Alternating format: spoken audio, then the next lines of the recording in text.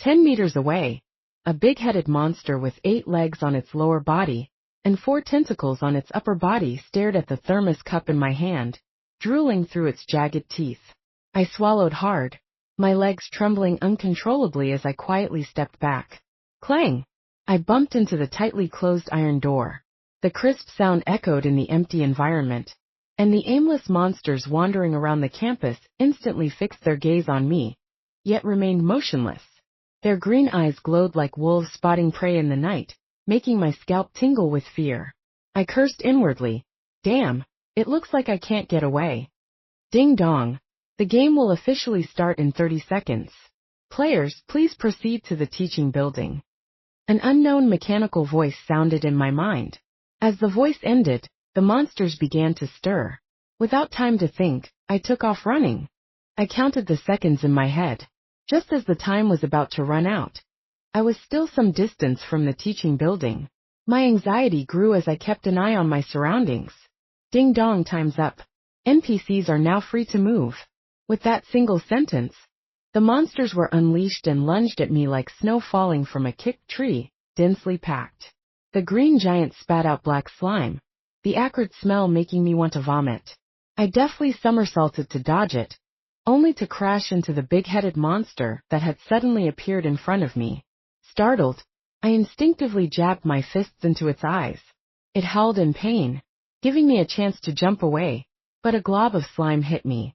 I ended up stuck to the big-headed monster like a carp flipping onto dry land, its tentacles stretching my limbs. The monsters laughed maniacally, as if in celebration. I gritted my teeth thinking, if I must die, can it be in some other way? Being torn apart was indescribably painful. I felt my limbs being pulled, bones cracking, yet I couldn't make a sound. Cold sweat poured down my face. Suddenly, a strong light pierced through the big-headed monster's chest. The celebratory sound stopped instantly. Then numerous beams of light centered around me, like the sun. I fell to the ground, the thermos cup landing in front of me. I knew someone was saving me, probably other players. Biting my lip, I struggled to stand but couldn't, and not wanting to trouble anyone, I resorted to wriggling like a caterpillar. As soon as I started to move, a man in a black trench coat appeared in front of me.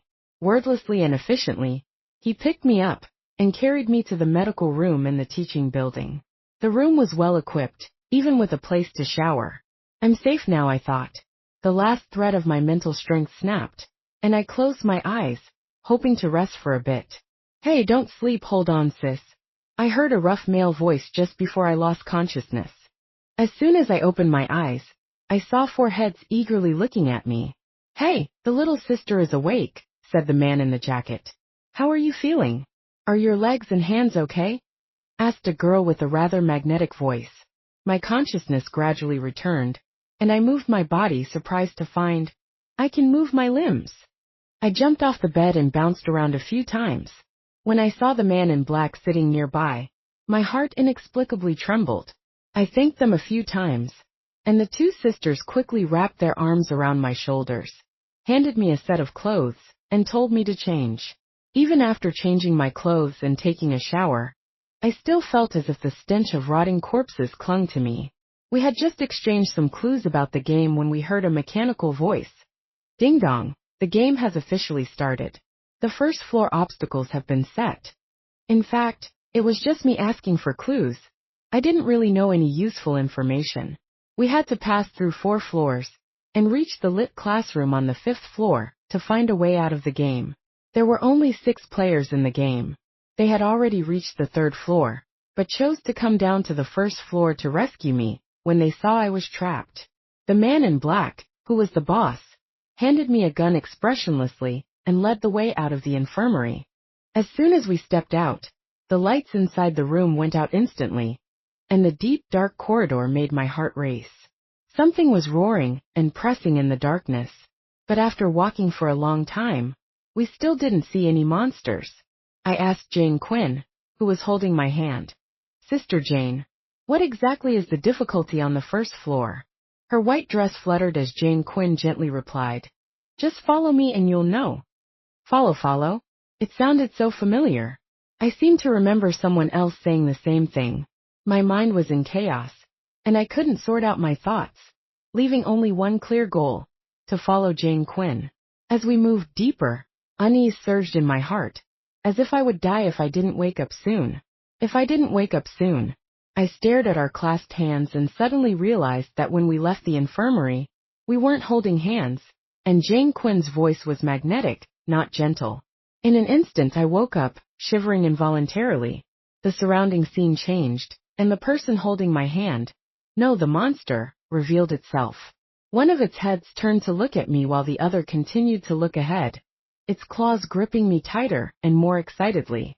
I was alone here, and I had no idea what lay ahead.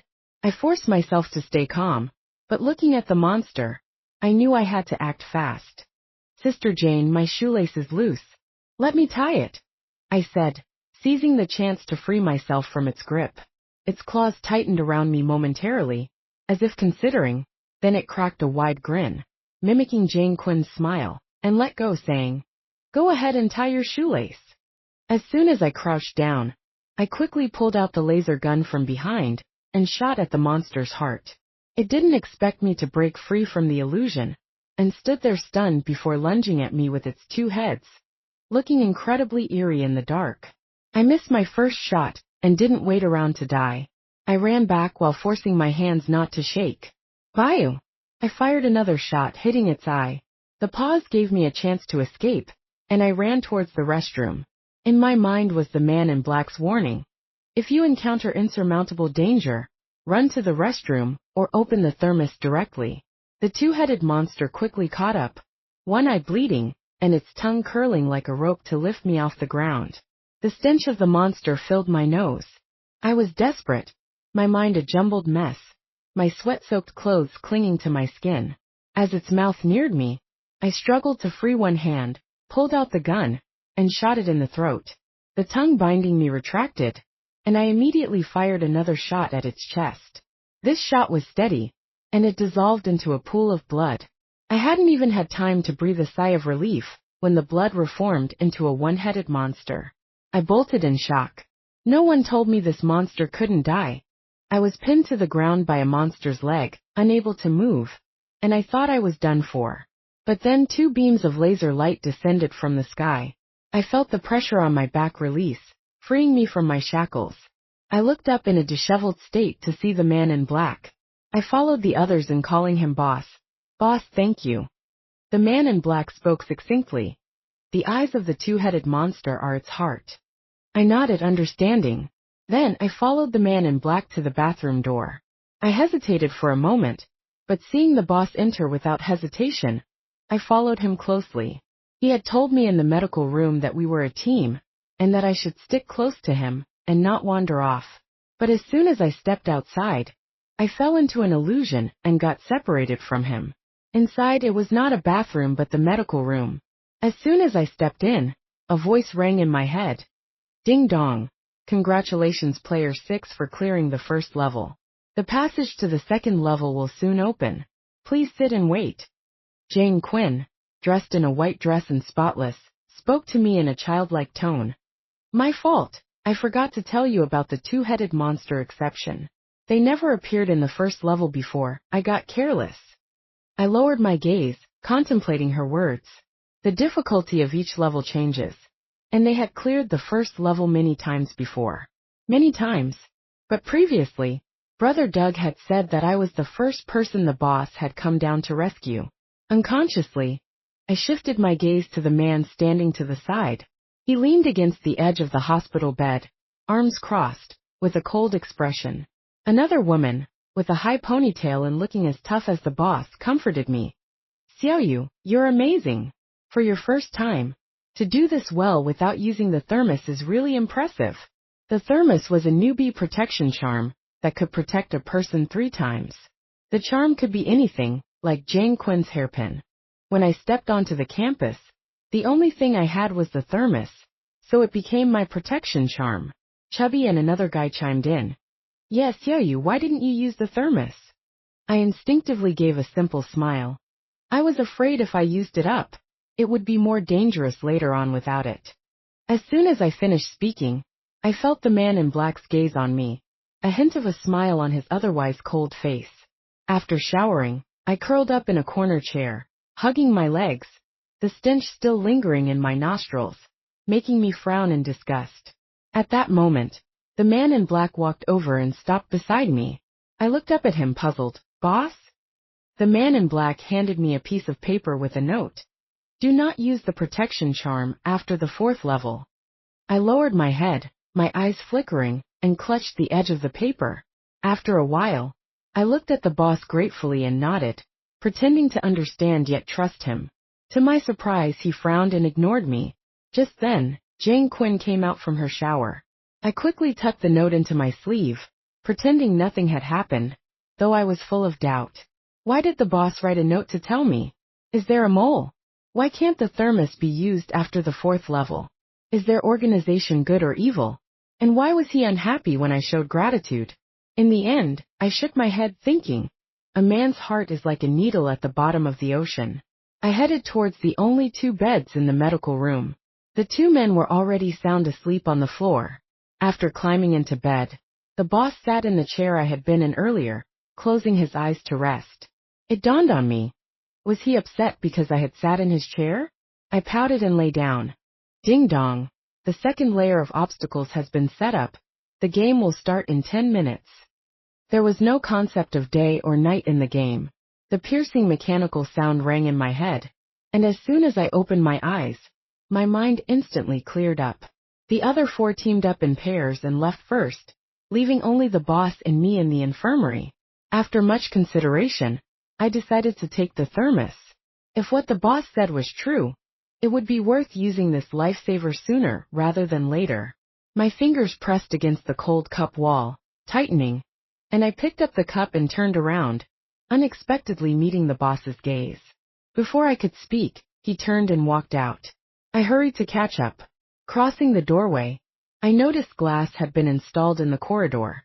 My heart was on alert. Without any awareness, I had reached the 2nd layer. The boss waited for me up ahead, giving a faint smile that made my skin crawl. Was this really the boss? Something felt off. As I hesitated, he reached out a hand towards me. My eyes widened, and in a flash, I pulled out the laser gun from my pocket and shot him in the heart, turning him into a pile of bones. Bayou, the situation was too tense. My hands were sweaty, and I could barely hold the gun. I stared at the bones, watching them turn into blood and evaporate, until the surroundings changed, and I saw the real boss, pressing a gun to my heart. I relaxed and smiled. Now that's the real boss. He paused, glanced at me with a complicated expression, and put away the gun. I asked, "Boss, how did you know that wasn't me?" The boss's personality is hard to mimic, but I thought mine was relatively easy to imitate. "You don't cry." Hearing this, I was stunned. I realized I indeed had never cried, no matter how painful or dangerous it was. I silently followed behind the boss, watching him effortlessly kill monsters, as if he were swatting flies.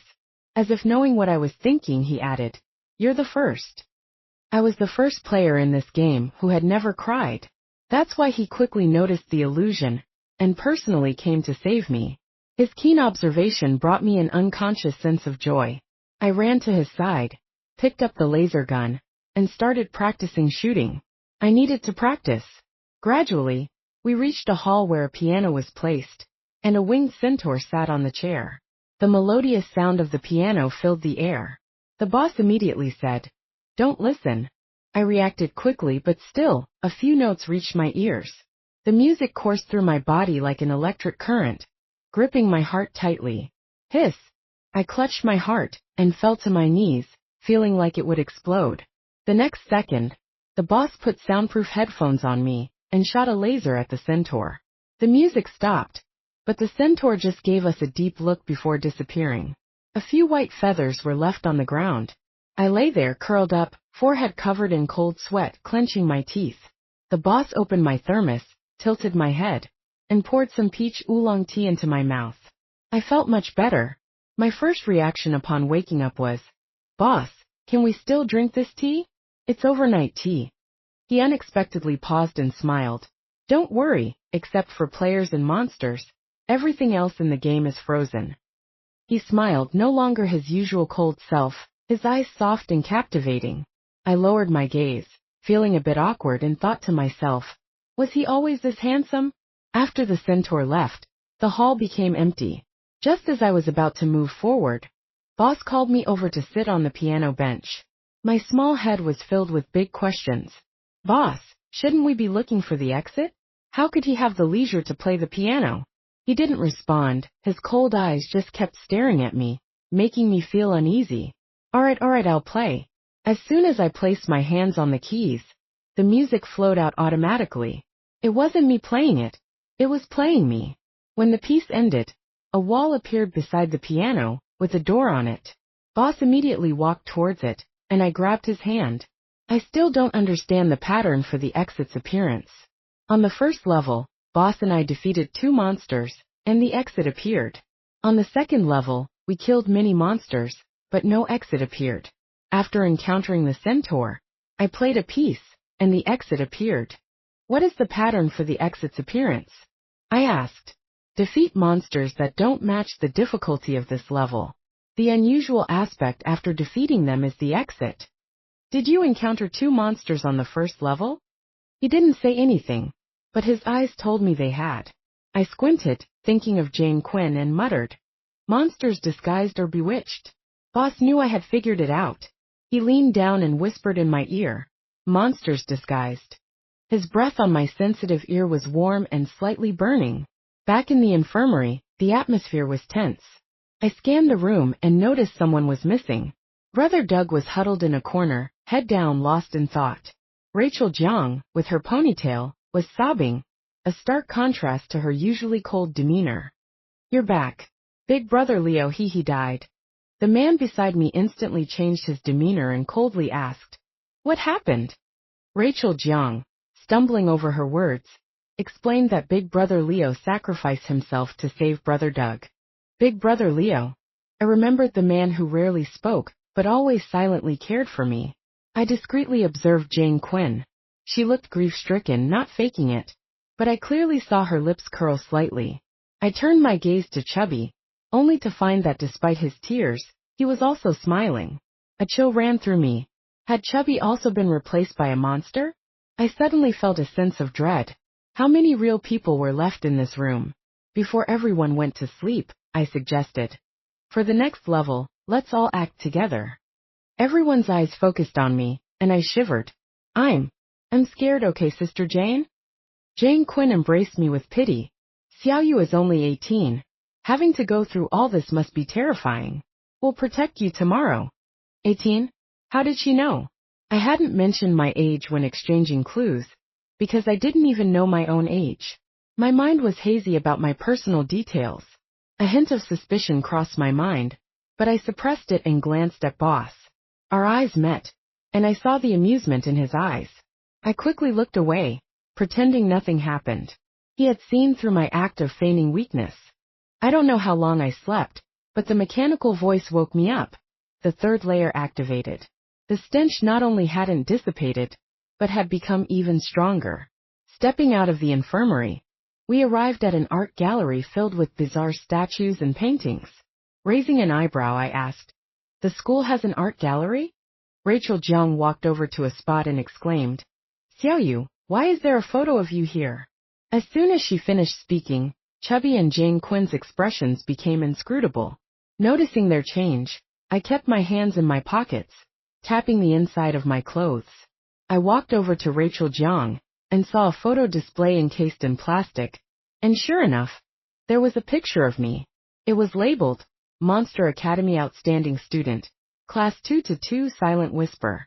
In the photo, I had a single ponytail, exuding a youthful energy that practically burst out of the picture.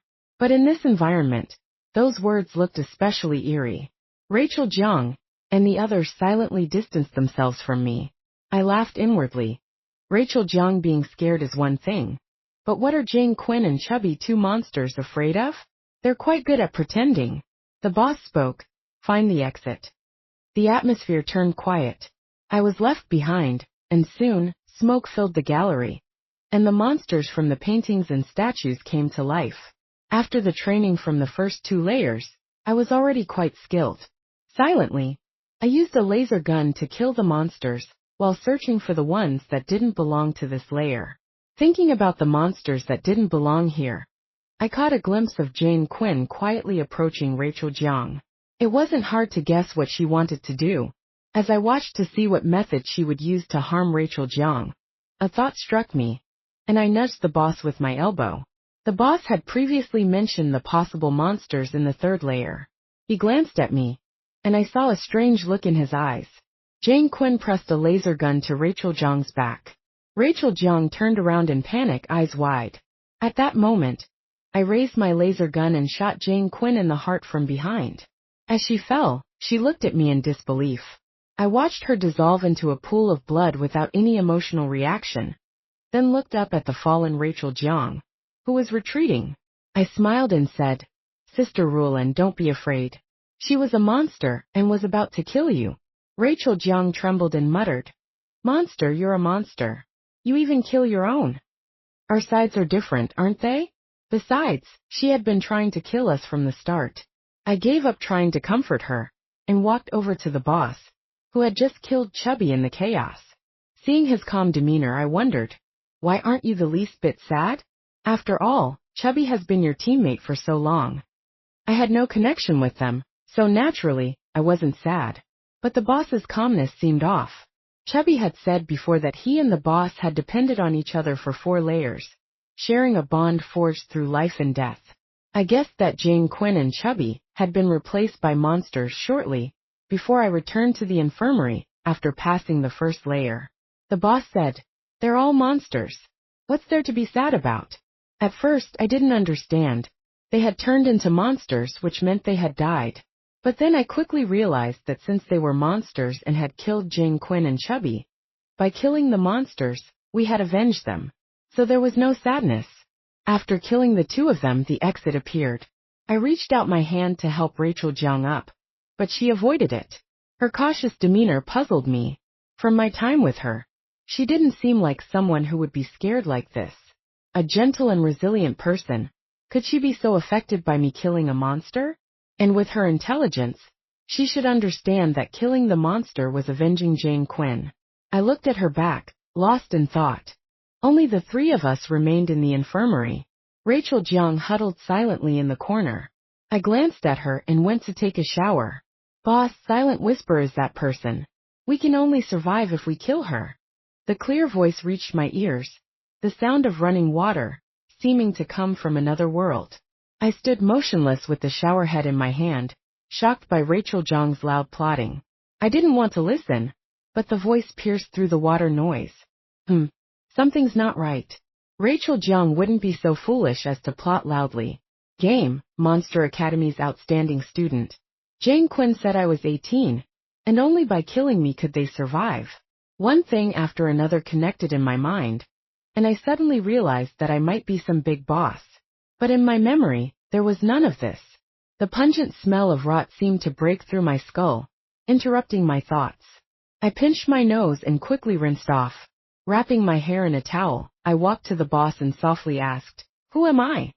His hand tightened for a moment before he slowly turned to look at me. I met his gaze directly. Finally he spoke, "Silent Whisper, the ultimate goal of the game is to kill you." I raised an eyebrow, intrigued. My goal was to leave the game, but if I was a monster in the game, could I still leave? I lowered my eyes, avoiding his gaze. I've never harmed innocent people. Just because I'm the target, do I have to be killed? Before I could finish the sentence, the boss said in a deep voice, "I know. I believe you." The firmness in his voice made me feel he had never intended to kill me. I stared at him, lost in thought. A warm current surged through me. After an unknown amount of time, Rachel Jiang finished her shower, and the boss and I separated. He still curled up in the small chair, looking unexpectedly a bit cute. I lay down, turned over, and stared at the white wall, piecing together everything I knew so far. I was a student at Monster Academy, but the game's goal was to kill me, so I must have done something to harm them. The boss said everyone is informed of the ultimate goal upon entering the game, but Rachel Jiang didn't seem to know at first. Maybe it was the monster disguised as Jane Quinn who told her. So, she thought I cruelly killed Jane Quinn, who was also a monster. And then there's the boss. From the first time I met him, I couldn't help but care about him, and my heart would flutter inexplicably when we made eye contact. Why did he lie to me that everyone knew I was the ultimate target?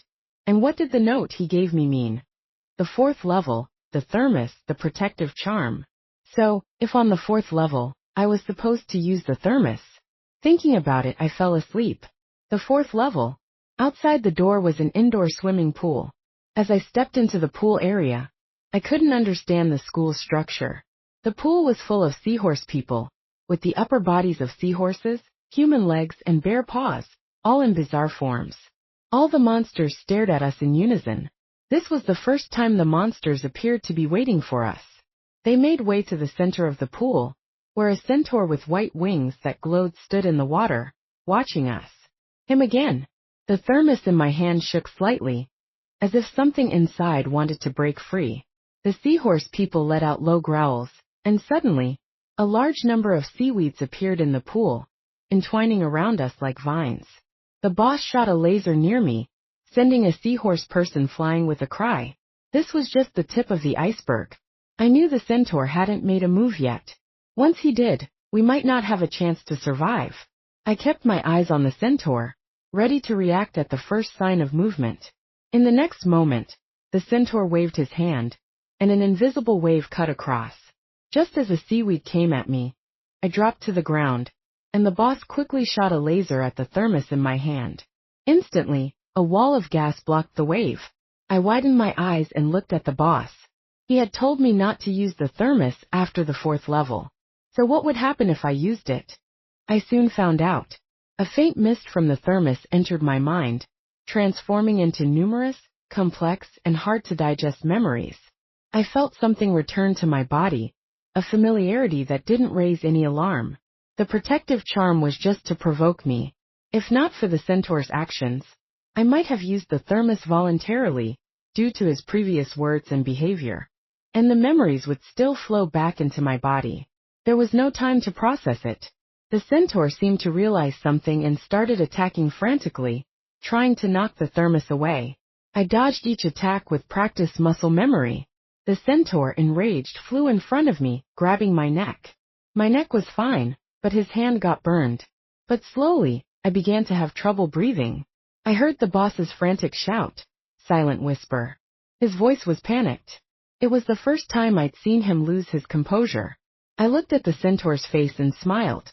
The centaur, filled with disgust, didn't let go even as his hand was nearly scorched. So persistent. I backhanded the thermos to the ground. The lid fell off, and a spear stood upright in front of me, piercing the centaur's throat. He collapsed, and the remaining mist poured into my mind. I coughed violently, my vision blurred. I was pulled into someone's embrace. A cold fragrance mixed with an inescapable stench entered my nose. It smelled worse. Just as I was about to push him away, I heard him say, "Silent whisper, don't leave me again." My hand, which was about to push him away, froze in midair, and then turned into an embrace. The truth was about to come out, but my mind was in a mess, with many memories tangled together, like a hopelessly knotted ball of yarn. I needed to sort out my memories. The centaur was dead, and the seahorse people retreated. This level would soon be cleared. The next second, a knife was thrust into my chest. Pain. Mechanically, I looked down at the blood flowing from my chest, then turned to see Rachel Jiang, who had been knocked to the ground by the boss. Her face was pale, as if she had struggled for a long time, with tears streaming down her face. "I'm sorry, but you must die." Her mouth moved, but I couldn't hear it anymore. Darkness came. Ding dong, player number 6 has entered the 5th level. Successfully clearing it will allow you to leave the game. This is a bright and spacious classroom. The octopus-like teacher is giving a lesson. Our homeland has been invaded by alien species. This world is no longer habitable. We are looking for another home, to return to our original pure state. Everyone's eyes fall on me. I am the only one in this world who still looks human. The former monster world was just a name, but after an alien species invasion, they took over the monsters' bodies, turning them into real monsters that bite and have greed. I don't oppose finding a new home, but I oppose turning people in another world into monsters as well. The octopus teacher brings a man onto the platform, a transfer student. He speaks coldly, Chris Lynn. Maybe I looked at him too intensely, because he met my eyes, frowned and sneered. Uffed. It was too funny, and I laughed out loud. This is what the boss looked like the first time he entered the game. This is my memory. I have gone through this cycle 5 times, losing some memories each time. While waiting for the right moment to kill the principal in one strike, Chris Lynn appeared. This indicates that the process of merging the monster world with another world has deepened. So I can't wait any longer. I must team up with Chris Lynn. He is the only variable in this world. Why tell me? The man crosses his arms, looking at me suspiciously. Aren't you afraid I'll take the chance to kill you and leave by myself? I say. I believe you're not that kind of person. After a long silence, he replies, All right, I can work with you. We went through 4 more cycles. My memory is already in tatters, but I thought of a way. Chris Lynn, I don't have much time left. I'll extract part of my memory and put it in your thermos. We'll figure out a way to get it back later. The 5th cycle. The game has gradually improved, from originally just 1 classroom to an entire school building, adding 5 levels of difficulties awaiting merging players. Chris Lynn is a variable. He won't be merged, nor will he lose his memory after a cycle. Although there is only Chris Lynn as a player for now, I have a premonition that in the next cycle, there will definitely be other players entering. There's no time left. We can't let the monster world merge with theirs, or the result will be catastrophic. We've carried out our plan 4 times, and each time it was cut off by the centaur principal at a critical moment. This time, it absolutely cannot be interrupted. We sneak into the principal's secret base. A huge screen is playing the merging process in a loop. Our world is merging into another world in the form of a game, devouring them completely, turning them all into monsters. This is not finding a home. It is expanding the territory of monsters. I remember hearing something unintentionally when I first entered the game. Sir, the game's prototype is complete. We will soon have more food. The students needn't worry. They foolishly think we are helping them regain their original form and fully support this game. Silent Whisper. She is a problem, but she is strong. If we can turn her into one of us, we will have great support. Yes, if not, we will kill her. The centaur principal has always been in contact with the species that invaded us, and has joined forces with them to turn all of our students into real, mindless, disgusting monsters. Since then, I've been trying to find a way to stop them. So I found the program, and added a setting to kill me to immediately shut down the game, and eject the players. But later, the centaur discovered it, and started gradually extracting my memory. Memories ceased, and I touched the massive screen and keyboard, feeling a wave of dread and terror as I opened the program. I entered the command to stop the game, and breathed a sigh of relief when it seemed unusually smooth this time. But just as that breath was half released, an alarm sounded, and a large red X appeared on the screen, halting the game-stopping process halfway. I realized it was a trap. Sure enough, the centaur landed behind me, sneering coldly, with white wings entwined in black mist. My gaze fell on that black mist. It was this guy who had turned us all into monsters. Silent Whisper, we've given you many chances already. If you insist on stopping us, don't blame me for being rude. I had fought the centaur many times, and could deftly dodge his attacks. As I evaded, I glanced at the screen, thinking of a solution. I saw Chris Lynn lying in a pool of blood outside the door, and my former classmates, their eyes red, looking at Chris Lynn with greedy drool. If we can't end it, then let's modify our settings to become invincible. How about that? At this point, if the modification succeeded, there might still be a slim chance of survival. If it failed, we would truly be done for. I typed a string of numbers on the keyboard. The centaur's black mist-laden attacks corroded my body, and I gritted my teeth as cold sweat dripped onto my hands and the keyboard. Successfully entered. I clutched my chest and turned to face the centaur's disdainful expression. I smiled slightly, as if I were the true victor. The centaur hesitated, and I seized the moment to dash out. Crouching beside Chris Lynn, I whispered, "If there's a next cycle, we can win." Take this thermos, find me, and let me open it after the 4th level.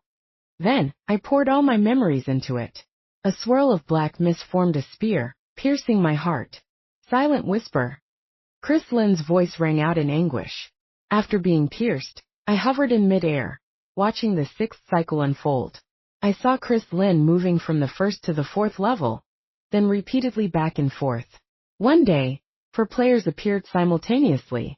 Everyone naturally called Chris Lynn the boss. After reaching the 3rd level, they wanted to advance, but Chris Lynn said they needed to wait for one last player. Soon after, I saw myself appear, holding the thermos, stepping into the campus with a bewildered expression. I saw Chris Lynn's relieved smile as he exchanged thermoses with me. Then I lost consciousness again, sinking into darkness. I opened my eyes to darkness. I blinked several times, wondering if I had really opened my eyes. Silent whisper, you're impressive. Now, I invite you to join us. A cold breath lingered around my ear. I guessed it was the black mist surrounding the centaur. What benefits do I get from joining you? I will grant you supreme power, and everyone will be under your control. I curled my lips. No need. I'm already invincible, aren't I? At the last moment of the 5th cycle, I succeeded in modifying it. I bet correctly. The cold breath became agitated for a moment, as if exasperated. I sensed its location, and then punched it away. After a scream, the environment brightened. Chris Lynn was still holding me. As soon as I moved, he woke up. I smiled at him. Hey boss, we won. He pressed my head to his chest, his arms tightening, as if he wanted to merge me into his bones. I hugged him back and patted his back. Once we relaxed, I looked around. It was a classroom, the 5th floor classroom.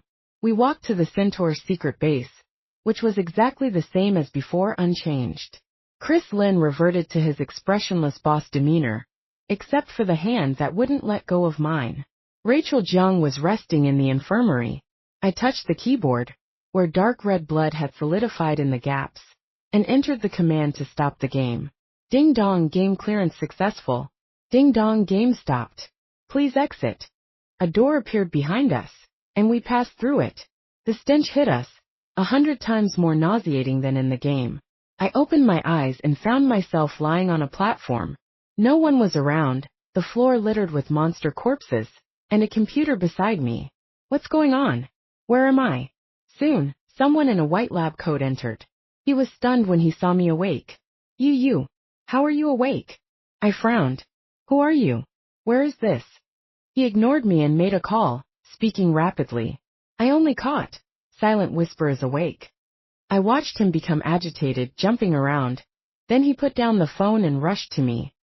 Savior, Silent whisper. You're amazing.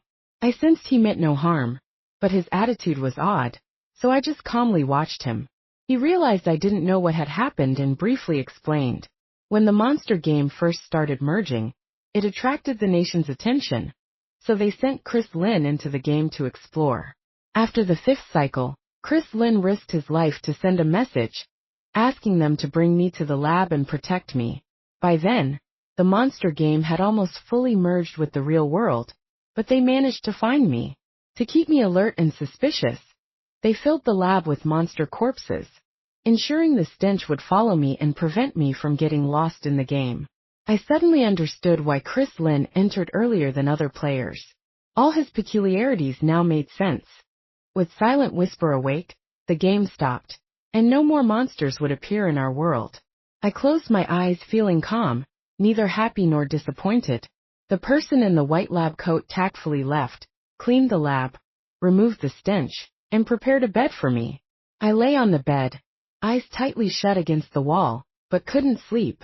Footsteps approached and stopped by my bed. What now? I missed you. I immediately opened my eyes to see a dark head. Chris Lynn bent down, holding me as he lay beside me, silent. His hand encircled my waist, his breath coming faster as he lowered his head, stopping at my lips. From gentle probing to a stormy kiss, it felt like he wanted to devour me. I'm only 18. No, you're 21. The time between the 5th and 6th cycles was a whole year. The last 4 players I saw were from an unknown batch. Players come and go, but Chris Lynn remains. How did you get through it? I asked. Because you said, as long as there's another cycle, we'll win. I held his face and pecked his lips. What about Rachel Jiang? Did she come out? Chris Lin frowned unhappily. Yes, she's being watched in the lab. It was clear he still held a grudge about Rachel Jiang stabbing me at the end. I closed my eyes, nestled in his arms, and fell into a deep sleep. I felt calm, neither happy nor disappointed, only a sense of finality.